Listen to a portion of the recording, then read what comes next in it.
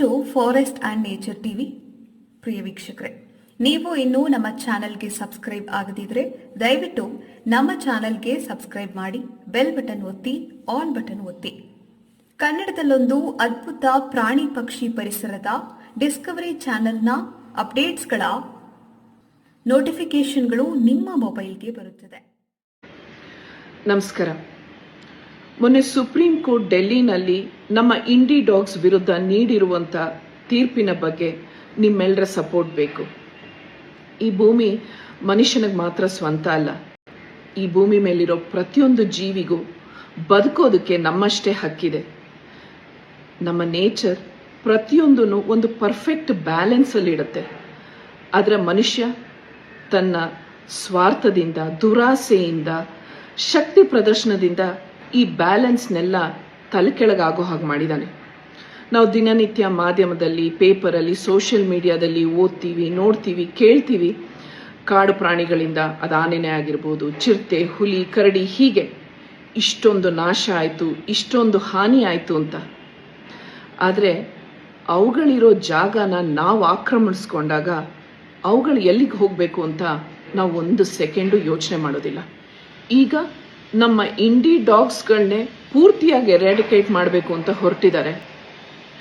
ಹಾಗಂತ ನಾಯಿಗಳಿಂದ ಯಾರ್ಯಾರಿಗೆ ನೋವಾಗಿದೆ, ತೊಂದರೆ ಆಗಿದೆ, ಬೇರೆ ಬೇರೆ ರೀತಿ ದುರಂತಗಳಾಗಿದೆ, ಅವ್ರ ಬಗ್ಗೆ ನನಗೆ ಕನ್ಸರ್ನ್ ಇಲ್ಲ ಅಂತಲ್ಲ. ಖಂಡಿತವಾಗ್ಲೂ ಅವ್ರ ನೋವೇನು ಅಂತ ನನಗೆ ಗೊತ್ತು. ಆದರೆ ಆ ಪ್ರಾಬ್ಲಮ್ಗಳನ್ನ ಟ್ಯಾಕಲ್ ಮಾಡಬೇಕಾಗಿರೋದು ಈ ರೀತಿ ಅಲ್ಲ. ನಾವು ಬರೀ ಲಾಪ್ ಸೈಡೆಡ್ ಆಗಿ ನೋಡೋಕ್ಕಾಗಲ್ಲ. ಏಕೆಂದರೆ ನಮ್ಮ ಸೈಡೇನೆ ತುಂಬ ತಪ್ಪುಗಳಿದೆ. ನಿಮ್ಗೊಂದು ಚಿಕ್ಕ ಎಕ್ಸಾಂಪಲ್ ಕೊಡ್ತೀನಿ. ನಿಮ್ಗೆಲ್ರಿಗೂ ನೆನಪಿರ್ಬೋದು, ಈಗ ಒಂದು 3-4 ವರ್ಷದ ಹಿಂದೆ ಹೀಗೆ ಯಾರೋ ಕೆಟ್ಟ ಬುದ್ಧಿ ಇದ್ದವರು ನನ್ನ ಗಂಗಮ್ಮನ್ನ ಬೇರೆ ಕಡೆಗೆ ರಿಲೊಕೇಟ್ ಮಾಡಿಬಿಟ್ರು ಅವರ ಸ್ವಾರ್ಥಕ್ಕೋಸ್ಕರ. ಆದರೆ ನಾನು ಈ ರೀತಿ ಸೋಷಿಯಲ್ ಮೀಡಿಯಾದಲ್ಲಿ ರಿಕ್ವೆಸ್ಟ್ ಮಾಡ್ಕೊಂಡಾಗ ನೀವೆಲ್ಲರೂ ನನಗೆ ಸ್ಪಂದಿಸಿ ನನ್ನ ಗಂಗಮ್ಮನ ಹುಡ್ಕೊಟ್ರಿ. And she is back with us now. ಒಂದು ಚಿಕ್ಕ ಎಕ್ಸಾಂಪಲ್, ನಮ್ಮ ಗಂಗಮ್ಮ ನಮ್ಮ ಇಡೀ ಬೀದಿನ ಸಿಂಗಲ್ ಹ್ಯಾಂಡೆಡ್ ಆಗಿ ಅವಳು ಒಬ್ಳೆ ಕಾಯ್ತಾಳೆ. ಯಾವ ಸೆಕ್ಯೂರಿಟಿ ಬೇಡ, ಯಾವ ಬೇರೆ ಥರ CCTV ಅಂಥದ್ದೆಲ್ಲ ಏನೂ ಬೇಕಾಗೇ ಇಲ್ಲ. ಆ್ಯಂಡ್ ಅಷ್ಟೇ ಅಲ್ಲ, ಎಷ್ಟೋ ಜನ ಹೆಣ್ಮಕ್ಳನ್ನ ಅವಳು ಲಿಟ್ರಲಿ ಎವ್ರಿ ಡೇ ಬೆಳಗ್ಗೆ ಮತ್ತು ರಾತ್ರಿ ಅವ್ರ ಮನೆಯಿಂದ ಬಸ್ ಸ್ಟಾಪ್ವರೆಗೂ ಅಥವಾ ಅವ್ರು ಎಲ್ಲಿ ಹೋಗ್ತಾರೋ ಅಲ್ಲಿಗೆ ಎಸ್ಕಾಟ್ ಮಾಡ್ತಾಳೆ. ರಾತ್ರಿ ಅವ್ರು ಬರುವಾಗ ಅವ್ರ ಜೊತೆ ವಾಪಸ್ ಬರ್ತಾಳೆ. ಅವ್ರನ್ನ ಸೇಫಾಗಿ ಮನೆವರೆಗೂ ಬಿಡ್ತಾಳೆ. ಆಲ್ಮೋಸ್ಟ್ ಒಂದು 50 ಜನದವರೆಗೂ she is a personal body guard ಅಂತ ಹೇಳ್ಬೋದು. ನಮ್ಮ ದೇಶದಲ್ಲಿ ಸಿಸ್ಟಮೇ ಸರಿ ಇಲ್ಲ, ಬರೀ ಬ್ಯೂರೋಕ್ರಸಿ. ನಾವು ನಮ್ಮ ಟ್ಯಾಕ್ಸ್ ಪೇಯರ್ಸ್ ದುಡ್ಡು ಸ್ವಲ್ಪ ಮಟ್ಟಿಗೆ ಇದಕ್ಕೂ ಹೋಗುತ್ತೆ. ಆದರೆ ಇಲ್ಲಿ ಸ್ಟರ್ಲೈಸೇಷನ್ ಪ್ರೋಗ್ರಾಮ್ ಸರಿಗಿಲ್ಲ, ವ್ಯಾಕ್ಸಿನೇಷನ್ಗಳಾಗಲ್ಲ, ಶೆಲ್ಟರ್ಸ್ಗಳಂತೂ ಇಲ್ವೇ ಇಲ್ಲ. ಇದಕ್ಕೆಲ್ಲದಕ್ಕಿಂತ ಮೀರಿದ್ದು ಇಲ್ಲೀಗಲ್ ಬ್ರೀಡರ್ಸ್ನ ಇವರು ಯಾವುದೇ ರೀತಿ ತಡೆಯೋದೂ ಇಲ್ಲ.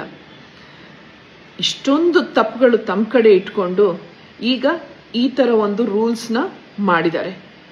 ಕಳ್ಳರು, ಕಾಕರು, ಫ್ರಾಡ್ ಮಾಡಿದವರು, ರೇಪಿಸ್ಟ್ಗಳು, ಹೀಗೆ ಬೇರೆ ಬೇರೆ ಎಷ್ಟೊಂದು ಕ್ರೈಮ್ ಮಾಡಿದವರೆಲ್ಲರೂ ವರ್ಷಾನುಗಟ್ಲೆಯಿಂದ ಯಾವುದೇ ಪನಿಷ್ಮೆಂಟ್ ಆಗದೆ ಆಚೆ ಕಡೆ ಆರಾಮಾಗಿದ್ದಾರೆ.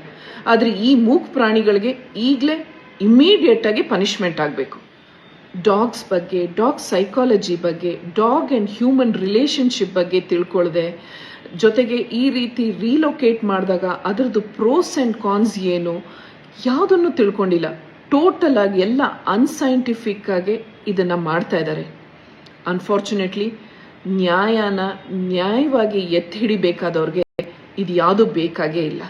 ಲಾಸ್ಟ್ಲಿ ನಿಮ್ಮೆಲ್ಲರಲ್ಲೂ ಇನ್ಕ್ಲೂಡಿಂಗ್ ಮೀಡಿಯಾ ಒಂದೇ ಒಂದು request. Please let us not spread hatred, negativity or fear. ಈ ವಿಷಯದಲ್ಲಿ ನ್ಯಾಯಕ್ಕೋಸ್ಕರ ನಾವೆಲ್ಲರೂ ಬಲವಾಗಿ, ಒಗ್ಗಟ್ಟಾಗಿ ಒಟ್ಟಿಗೆ ನಿಲ್ಲೋಣ. Thank you. ನಮಸ್ಕಾರ.